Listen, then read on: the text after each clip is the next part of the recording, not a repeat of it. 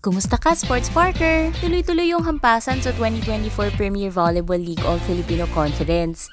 Exciting last February 20 Tuesday sa PhilSports Arena kasi nagharap yung Petrogas Angel at newbies na Strong Group Athletics at natapos yun in 3 sets with the Petrogas taking the game sa score na 25-12, 25-20 at 25-12. Siyempre si Nicole Chamson yung umarangkada sa laban para umpisahan yung karera ng team nila this season with 15 points on 13 attacks at 2 aces. Sabi nga ni Chamson, "Very thankful for the opportunity also to play. I'm trying to get back on track also playing inside the court for straight sets. And yun nga, we're trying to find our chemistry.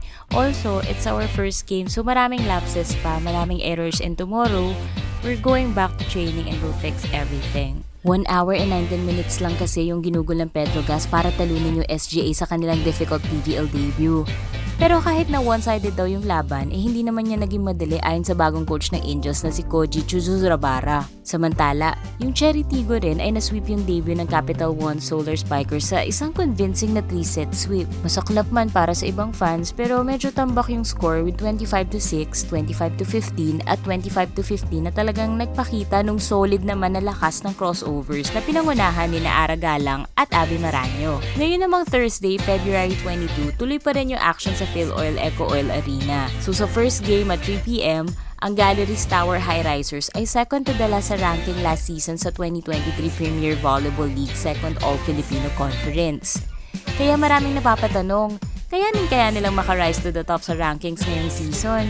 Masusukat natin ngayon yan with their new acquisitions with Shola Alvarez, Franz Ronquillo, and Renee Mabilangan. Pero yung PLDT, sure namang hindi rin pauhuli at i-avenge yung hindi nila pagpasok sa semis last season. Obvious naman kasi yung aim nila ngayon ay yung kanilang first podium finish with their newly acquired veteran talents na sina Kim D, Majoy Baron, and Kim Fajardo. At sa 5pm, babanggain naman ng Nextlet Chameleons yung runners-up last season na Choco Mucho Flying Titans. Ang bagong acquired star ng Chameleons na si Ivy Lacsina kasi, siguradong patutunayan yung kanyang galing under coach Taka Minowa.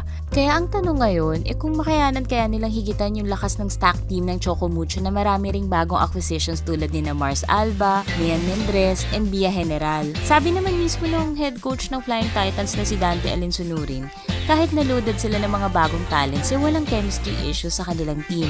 Kaya naman they are and will always be a force to be reckoned with.